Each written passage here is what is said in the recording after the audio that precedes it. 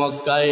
ওদিকে Abdul Muttalib পথের দিকে চেয়ে আছে, কই কত সময় হয়ে গেল, এখনো পর্যন্ত কেন আসলো না। চিন্তায় একবার এদিকে যায় একবার ওদিকে যায়, রাস্তার দিকে চেয়ে আছে কখন ফিরবি।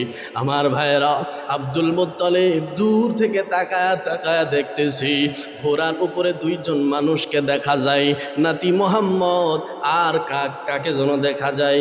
গেল তো তিনজন, কিন্তু দুইজনকে দেখা যায় কেন? আব্দুল মুত্তালিব বুঝতে পেরেছে আমার নাতি জনমের মতো মাটারেও হারায়া ফেলছি। নবীজি ঘোড়ার থেকে নামিয়া দৌড়ায়া দাদার কাছে আইসা বলে, ও দাদা,